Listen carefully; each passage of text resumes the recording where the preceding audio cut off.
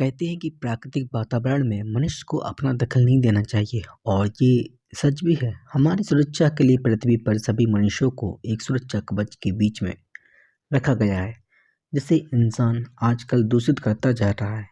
Ozone परत के बारे में लोग आमतौर पर भले ही ज़्यादा ना जानते हों, लेकिन ये पृथ्वी पर पर्यावरण के लिए एक सुरक्षा कवच का कार्य करती है तथा इसे सूर्य की खतरनाक परावैंगनी अल्ट्रावायलेट किरणों से बचाती है।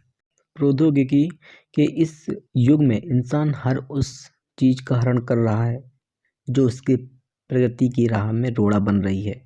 इसी तरह इंसान ने अपने आराम और सहूलियत के लिए उस ओजोन परत को भी नष्ट करने की ठान ली है, जो उसे सूर्य से निकलने वाली खतरनाक पराबैंगनी किरणों से बचाती है।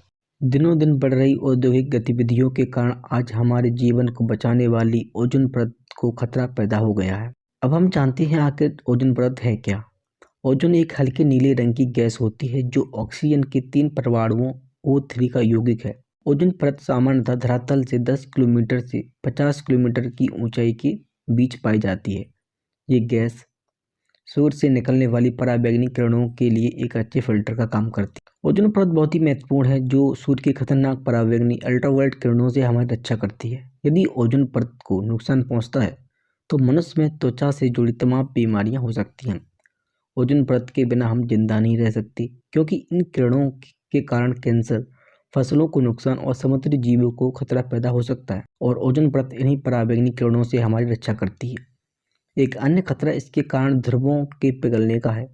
अंटार्कटिका में ओजोन में एक बड़ा छेद हो गया है। अंटार्कटिका क्षेत्र में बड़े हिमखंड हैं। यदि ये हिमखंड पिघलते हैं तो तटीय क्षेत्रों में बाढ़ सहित कई खतरे पैदा हो सकते हैं। इसके अलावा गर्मी भी बढ़ेगी जो नुकसानदायी होगी। ओजोन परत को नुकसान पहुंचने से जैव विविधता पर भी असर पड़ता है और कई फसलें नष्ट हो सकती हैं।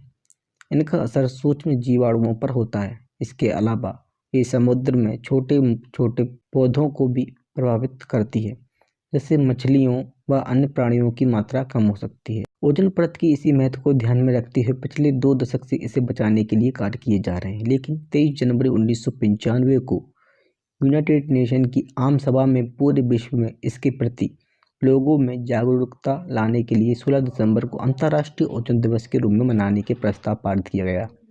उस समय लक्ष्य रखा गया कि पूरे विश्व में 2010 तक ओजोन फ्रेंडली वातावरण बनाया जाए। हालांकि अभी भी लक्ष्य दूर है, लेकिन ओजोन परत बचाने की दिशा में विश्व ने उल्लेखनीय कार्य किए हैं। ओजोन परत को बचाने की कवायद का ही परिणाम है कि आज बाजार में ओजोन फ्रेंडली फ्रिज, कूलर आदि आ गए हैं। इस परत को बचाने के लिए जरूरी है कि फोम के गद्दों का इस्तेमाल न किया जाए, प्लास्टिक का इस्तेमाल कम से कम हो, रूम फ्रेशनर व केमिकल परफ्यूम का उपयोग न किया जाए और ozone friendly refrigerator and air conditioner का ही इस्तेमाल किया जाए। इसके अलावा अपने घर की बनावट ओजोन फ्रेंडली तरीके से किया जाए। ये धरती हमें एक विरासत के तौर पर मिली है, जिसे हमें आने वाली पीढ़ी को भी देना है।